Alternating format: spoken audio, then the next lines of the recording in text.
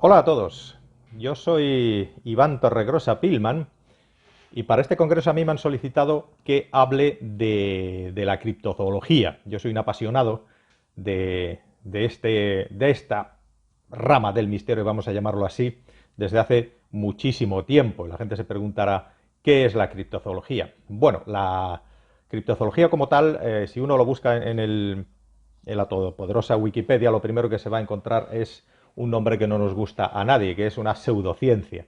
Una pseudociencia que se dedica al estudio de los animales sobre cuya existencia solo poseemos evidencia circunstancial y testimonial. Así es como se describe y así es como lo describe Bernard Heuvelmans, que fue allá por los años 50, digamos, el fundador de esta corriente, ¿no?, de investigación, con su, con su libro Tras la pista de los animales desconocidos, del año 1955. Bueno, pues allí arrancó todo. ¿Y en qué consiste esto? Bueno, pues la criptozoología, los que nos gusta la criptozoología, consideramos que existen muchas especies de animales e incluso plantas, que ya sería la criptobotánica, que solamente existen por indicios. Hay gente que los ha visto, hay gente que ha tenido encuentros con ellos, hay pistas, hay huellas, hay todo tipo de indicios, que no pruebas, que podrían llevar a unas investigaciones más profundas y llegar a dar con esa especie viviente. Así ha pasado con muchas especies que a día de hoy ya pertenecen a la zoología. Vamos a explicar un poco esto. La criptozoología,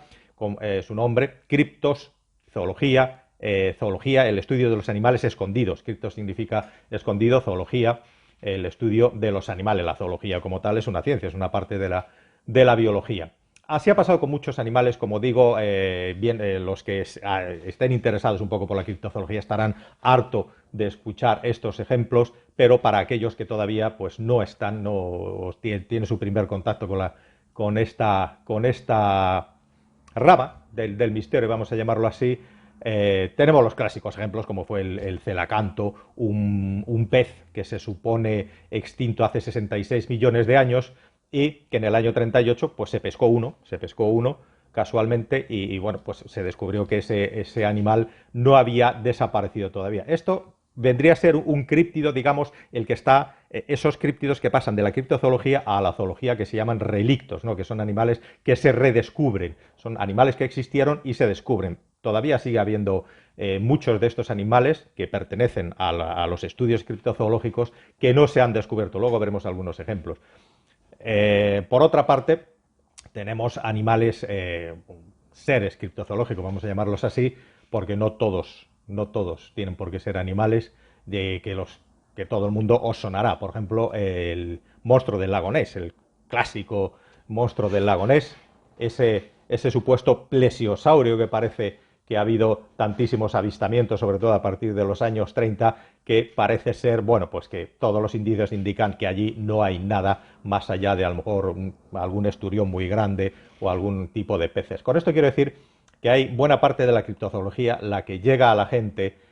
Podemos mencionar el Yeti, del que hablaremos ahora mismo mencionaremos algunos ejemplos, el Bigfoot, etcétera. Son todos estos críptidos que son los que más llegan a la gente, digamos, los que más en contacto están con la sociedad, pero que realmente, desde el punto de vista, o sea, para los que nos interesa la criptozoología, son animales, bueno, críptidos que prácticamente han dejado de tener realmente importancia por lo manidos que están ya tienen detrás más casi el merchandising, la publicidad, el negocio que existe detrás de estos críptidos que realmente la posibilidad de su existencia. Hay críptidos que son mucho más interesantes, completamente desconocidos para casi todo el mundo, que realmente son los que interesa estudiar. Pero bueno, todo el mundo habrá escuchado el abominable hombre de las nieves, ¿no? Hace gracia ese nombre. Desde los años 50 se encontraron aquellas huellas por allí por el Himalaya a 6.000 metros de altura, unas huellas que parecían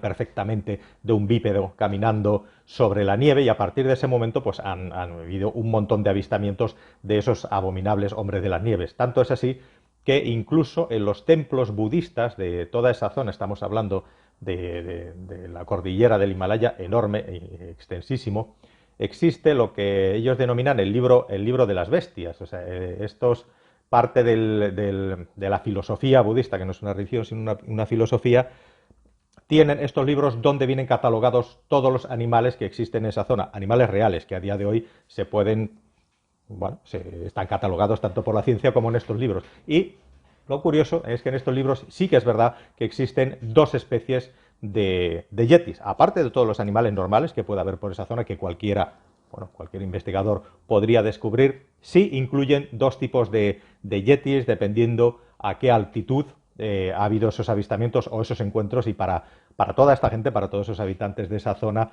es de lo más natural. O sea, ellos cuentan relatos, infinidad de relatos, que esos yetis, esos seres existen. ¿Qué es un yeti? El yeti es un ser bípedo, parecido a un ser humano, entre un ser humano y un simio.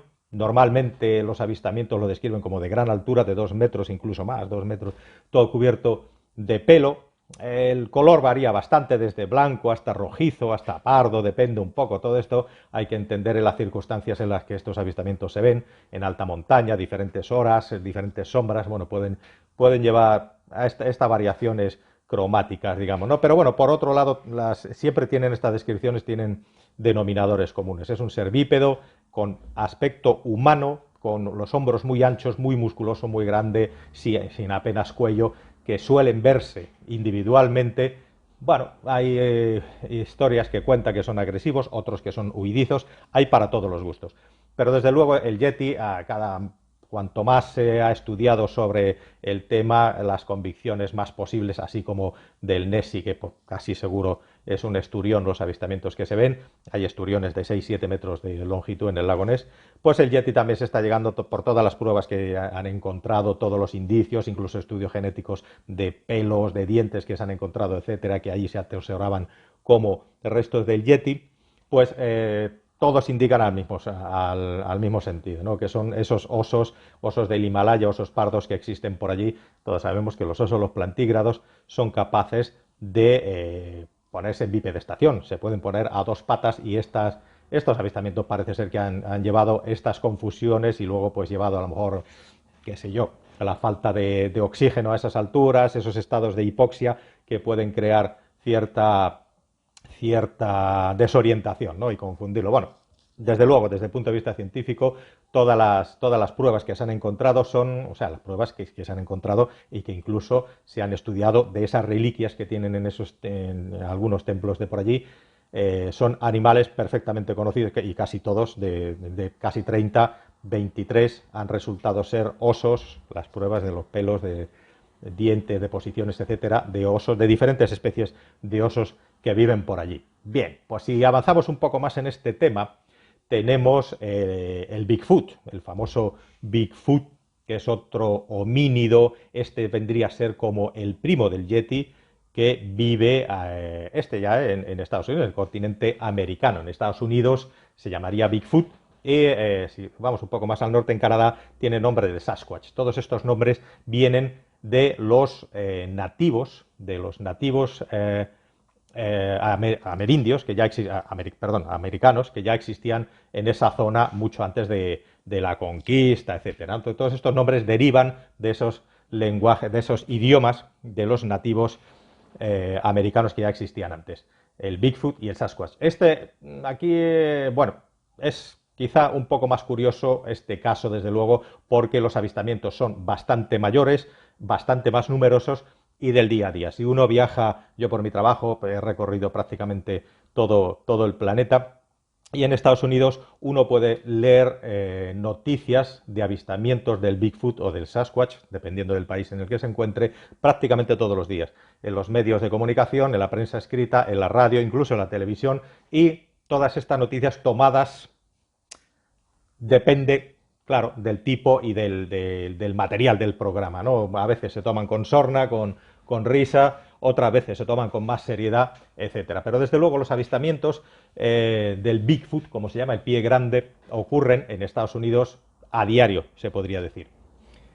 Este ser viene a ser muy parecido al Yeti, un homínido, un primate, muy alto, de más de 2 metros, generalmente las alturas varían mucho, depende del observador, pero la media sale que mide unos 2,5 metros más o menos, también muy ancho, la cabeza muy pegada a los hombros, carente de cuello, Este sí, el pelo de este homínido, del Bigfoot, yo lo llamo homínido directamente porque no sabemos si es un ancestro humano o un simio que vive por allí, ¿no? Pero vamos a llamarle homínido para entendernos.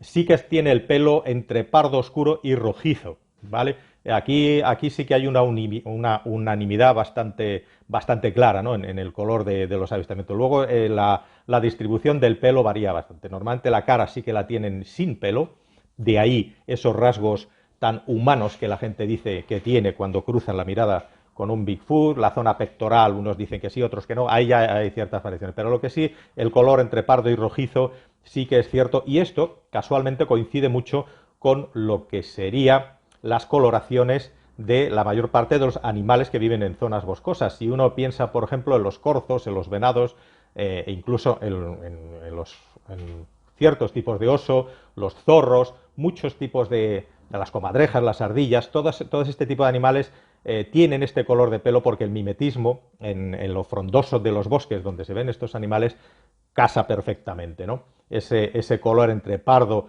y rojizo.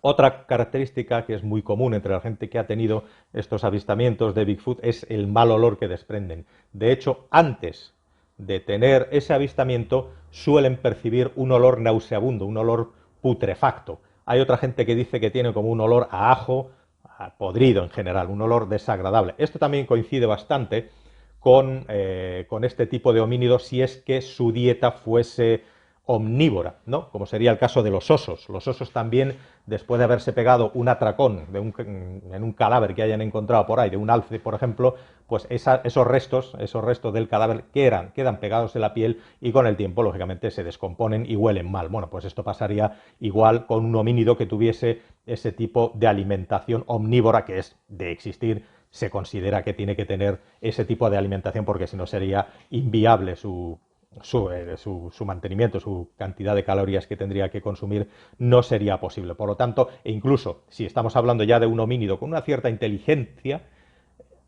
o incluso que se reúna en grupos familiares o tribales y que viva en cuevas, posiblemente todo esto son no estoy diciendo que pase así, sino todo esto son teorías que se vierten para, bueno, darle una explicación un poco a cómo podría vivir ese homínido en estos bosques, ¿no? Como digo, podría vivir en estas cuevas y almacenar comida que seguramente se pondría en mal estado, olería y ese olor quedaría pegado en su cuerpo peludo y velludo y sería fácilmente detectable. Avistamientos, como digo, del Bigfoot hay infinidad de ellos, con más credibilidad, con menos. Hay toda una industria montada con el Bigfoot y con el Sasquatch en diferentes pueblos, allá donde más avistamientos hay, lógicamente, pues más restaurantes temáticos hay y más tazas con la figura del Bigfoot se venden. Bueno, pues esto es parte de la criptozoología, también tiene su parte de negocio. Para aquellos que estén interesados en este determinado, en el Bigfoot en concreto, ¿no? Que es solo uno más de los cientos y cientos de homínidos, de los avistamientos de homínidos que ha habido en el planeta, pueden buscar en YouTube, se encuentra muy fácilmente, un vídeo que es una filmación de 1967 en Bluff Creek de Patterson. Con que pongan Patterson Bigfoot, filmación Patterson Bigfoot, algo así, hay infinidad de estos vídeos. Bueno, pues ese vídeo, la primera vez que uno lo ve, parece un señor ataviado con un traje peludo caminando por el bosque y otro señor que lo está grabando. No va más allá. Pero no es tan sencillo, porque esa filmación, que es del 67, como digo, a día de hoy todavía no se ha podido demostrar que es falso. Quizá sea, de hecho sigue siendo a día de hoy la filmación más, entre comillas, auténtica que existe del Bigfoot. Se han hecho hasta tesis universitarias sobre esa filmación, se han hecho infinidad de estudios, se ha limpiado esa imagen porque se hizo con un tomavistas, estamos hablando de año 67, hace 52 años, y bueno, aunque la mujer, la esposa de Patterson, el que hizo la grabación, es la que guarda la cinta original, digamos, todo lo demás son copias de copias de copias que andan por ahí y muchos de ellos han perdido ya bastante calidad y muchos de ellos también se sabe que tienen unas pequeñas modificaciones y falsificaciones como un pulgar añadido, etcétera. Bueno, algunas cosillas, pero bueno, quitando eso, los estudios que se han hecho sobre esta filmación, como digo, no llevan a ningún lado. los que lo defienden como auténtico, como real, dicen que es imposible que en el año 67 existiese un traje tan perfectamente hecho, porque esas filmaciones, cuando, como digo, cuando se han limpiado las imágenes, se han estabilizado y se han digitalizado todo lo que se puede hacer con la tecnología de hoy día, se ve hasta el movimiento muscular, se ven las diferentes capas musculares, cómo está perfectamente pegado, digamos, la piel, o sea, todo, anatómicamente es perfecto, y en el 67 no existían todavía estos disfraces, estos tejidos tan elásticos como a día de hoy sí que existen, pero en ese año no, que se adapten tan perfectamente al cuerpo y que permitiesen ver esos movimientos musculares de la persona que llevase ese traje encima. Eso no se podía hacer. Por otro lado, tiene otra curiosidad, que es una hembra. Es una hembra, la que camina es una hembra, porque cuando veáis estas imágenes veréis que camina, se gira, mira a Patterson que le está grabando y se le ven dos mamas en ese movimiento. A lo mejor la primera vez no os dais cuenta, pero si buscáis una imagen que esté muy clara y muy bien digitalizada, se ve perfectamente. Es una hembra. Luego, los estudios antropométricos que le han hecho, pues tiene que ser una persona gigantesca y de un peso muy grande. Se le calculó un peso de 400 kilos de ser real ese homínido que sale en esa imagen. El paso que da, la zancada que da, es muy difícil de hacer. Luego las proporciones anatómicas no tienen nada que ver con las de un ser humano, etcétera, etcétera. O sea, se le han hecho infinidad de estudios y todavía, a día de hoy, no se ha podido concluir claramente que sea falso. Bueno, si uno ahonda un poco más en esta historia, incluso hay un voluntario, hay un señor de Black Creek, del pueblo, bueno, de las cercanías del pueblo donde se hizo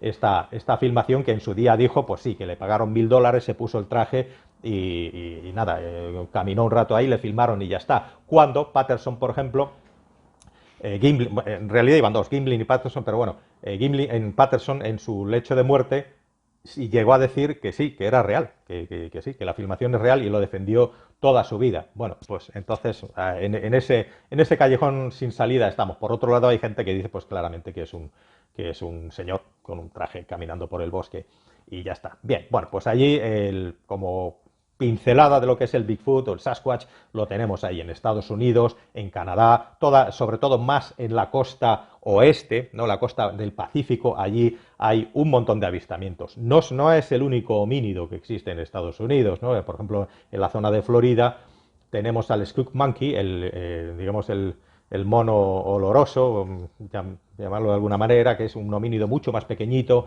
que corretea por ahí, también se le está buscando. Bien, sería interminable. O sea, en cada continente existe un homínido. Otro de los más interesantes, por la parte que nos toca, es el barmanu. El barmanu es un homínido más pequeñito, más aproximadamente de 1,20 m, que vive por los montes de Chitral, en Pakistán, ¿no? Bien, ¿por qué es interesante este homínido? Pues porque tenemos un español, el gran investigador y zoólogo Jordi Magraner, que dedicó su vida entera, esto a lo mejor la gente no lo conoce, pero en el mundo de la criptozoología es algo que tenemos bueno, en un pedestal, ¿no? Jordi Magraner, de origen valenciano, aunque vivió casi toda su vida en Francia, lo dejó todo y se fue a vivir a esos montes de Chitral en Pakistán, en lo más lejano que se puede prácticamente llegar hoy día. Convivió con los habitantes de esa zona, aprendió todos los idiomas y estuvo entre 4 viajes que hizo, entre idas y vueltas, estuvo más de 10 años viviendo en esa zona hasta que en el año 2002 desgraciadamente fue asesinado en su propia casa, una pequeña casa que tenía alquilada en ese valle, apareció degollado. Esta es una historia un poco triste, pero la parte que nos interesa es que él estuvo muy cerca, como dice, muy cerca de descubrir al barmanu. El barmanu es un homínido que vive en esa zona y los testimonios son, bueno, pues son a centenares a lo mejor, ¿no? Jordi Magraner en sus investigaciones en esa zona iba ataviado lo más cercano posible al método científico. Claro, él no tenía unos medios económicos tampoco tan grandes como para poder hacerlo 100% científico, pero sí lo más posible. Él era zoólogo, tenía un buen puesto de trabajo en un museo en Valence, en Francia, etcétera, etcétera. O sea, su vida es apasionante en ese sentido, pero nos centramos solamente en esta parte de Chitral. Y él iba preguntando a habitantes de la zona sobre avistamientos del Barmanu. Y llevaba un listado de unas 60 preguntas más o menos que le hacía a cada persona. Y aparte les enseñaba una serie de fotografías y una serie de dibujos para que señalaran con el dedo a quién se parecía más, ¿no? O sea, ese avistamiento que habían tenido, aparte de las historias que les contara, personas viviendo a lo mejor a cientos de kilómetros unos de otros sin conocerse de nada. O sea, no había una relación entre la gente que preguntaba, sino que él iba por allí investigando la zona a caballo, en compañía de sus perros, etcétera, al principio bueno, hasta con uno de sus hermanos y un amigo, etcétera, e iba haciéndoles estas preguntas y llegaba siempre a unas conclusiones muy parecidas. O sea, los resultados que él obtenía de esas investigaciones es que todas esas personas preguntadas habían visto un ser que él pues llegó a definir, ¿no? Pues más o menos de 1,20 m de altura, huidizo, esto sí, con el pelo rojizo y con un aspecto muy humano, o sea, más cerca de los homínidos que de los simios en este caso. Entonces podríamos estar hablando incluso de un ancestro, ¿no? De un ancestro del ser humano. Incluso él en sus investigaciones, en sus expediciones que las hacía, que duraban semanas por allí, por esa montaña, estamos hablando de montañas de 6.000 metros de altura, que se quedan cubiertas de nieve toda esa zona durante 6 o 7 meses al año, o sea, una zona absolutamente inhóspita, con muy pocos habitantes, poquísimos habitantes, y una zona enorme de grande. Entonces, él llegó a escucharlo, según nos ha llegado de sus escritos y de la documentación que dejó, lo llegó a escuchar, llegó a encontrar huellas de este Barmanu. Y hombre, un zoólogo, un estudioso, no confunde las huellas. Jordi Magraner, el que le interese un poco el tema, que estudie su vida. Y Jordi Magraner desde muy pequeñitos estaba enamorado de la fauna, de los animales, y se tiraba jornadas enteras él solo en el monte desde jovencito. O sea, era una persona que había nacido, ¿no?, para la zoología. E incluso descubrió 3 tipos de parásitos en estas deposiciones. Encontró unas deposiciones, y encontró 3 tipos de parásitos que no estaban catalogados todavía. Y normalmente, hombre, cuando el parásito es nuevo, probablemente el huésped también sea desconocido. Entonces él, como él dice, estaba muy cerca de encontrarlo, lo que pasa que, acuciado por grandísimos problemas económicos, pues no pudo terminar sus investigaciones, y sobre todo pues a partir del 2001, con la caída de las Torres Gemelas y las guerras de por allí, las tensiones religiosas y políticas aumentaron, y bueno, fue asesinado en su propia casa. Yo tuve el placer hace, de hecho, pocos días, de hablar con el sobrino de Jordi Magraner, que debido a que se lleva muy pocos años de edad, pues en su juventud fueron pues como primos, ¿no? Se veían a menudo, estaban juntos a menudo, y el sobrino, Fede Magraner, pues hasta con Jordi, pues hicieron excursiones por el monte, etcétera, etcétera. De hecho, fue la primera persona que supo que Jordi Magraner dejaría todo y se iría allí a Pakistán a investigar. Bien, esta entrevista, pues, bueno, estas cosas que cuento las podéis ver en la página Criptozoología de España, de Javier Resines. Ahí hay un escrito con unas fotografías y tal, por si os interesa ver el tema. Bueno, esto ha sido una pequeñísima pincelada, hablando solamente digamos, de los 4 o 5 homínidos a lo mejor más famosos. Se nos ha quedado un poco, pero veo que el tiempo pasa, el orang pendek, que está en Indonesia. El orang pendek es también un homínido pequeñito que vive en las selvas de Indonesia. Muchísimos avistamientos, incluso de investigadores que están por ahí, de antropólogos que están por ahí investigando, dicen que lo han visto.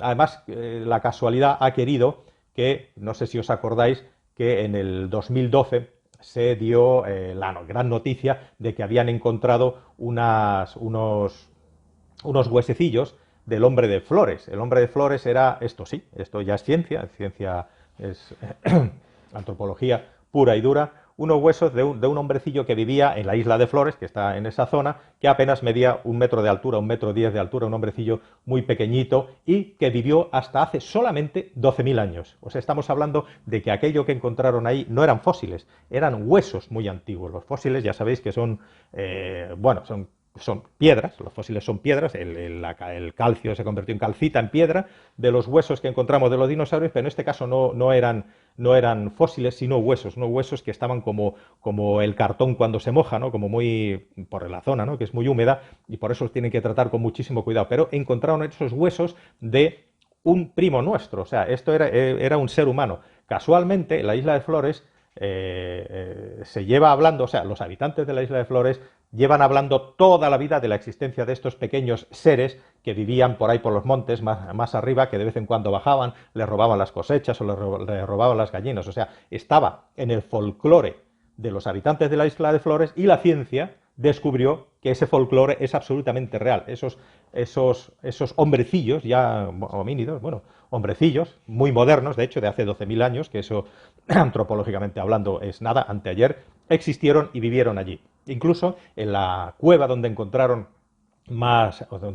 todos estos huesos, estaba curiosamente muy quemada. Es una cueva que las paredes y todo pues estaban quemadas. Y el folclore, o sea, las historias que contaban los habitantes de la isla de Flores es que ya cansados de los saqueos que sufrían por estos habitantes, una vez decidieron subir a la cueva donde vivían y quemaron toda la cueva muriendo todos dentro. Ahí queda.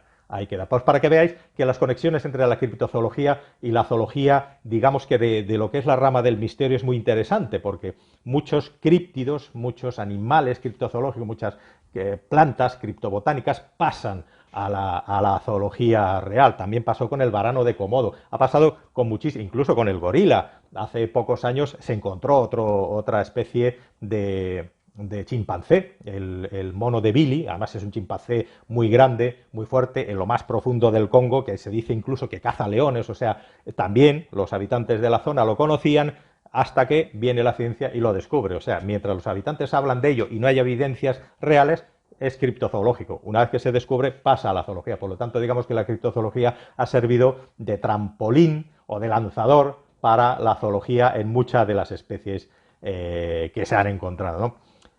Hay muchísimos más. Habréis Mothman, habréis escuchado el chupacabras, el gusano de Mongolia. Hay un montón de críptidos que, bueno, que al que le interese, si a lo mejor se ha despertado un poco la curiosidad, que investigue un poco. Ahora es muy fácil de bucear en este mundo.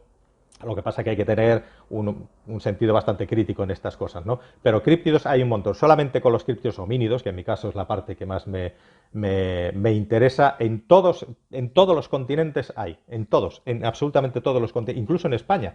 En el norte de España, en el país vasco, tenemos nuestro homínido críptido. En todos los países prácticamente se encuentra alguno. Y es muy curioso leer cómo en alguno de ellos, por ejemplo, ha habido avistamientos de críptidos en África que hasta llevaban arcos y flechas. O sea, es que hay muchísimo donde profundidad. Pero por el tiempo ya me estoy pasando, veo que ya llevo 28 minutos, me dejaron media hora, por lo tanto lo voy a cortar aquí. En cualquier caso, bueno, pues tengo varios programas por ahí. Si entráis en iVoox, ponéis Iván Torregrosa Pilman, criptozoología, lo que sea, allí encontraréis en muchos de los programas que intervengo. Podéis, bueno, a lo mejor poder profundizar y meteros más en este mundo apasionante de la criptozoología, pero siempre con muchísimo cuidado. No hay que creerse nada a pies juntillas. Ahora podemos investigar, podemos comprobar y sobre todo el sentido común siempre delante.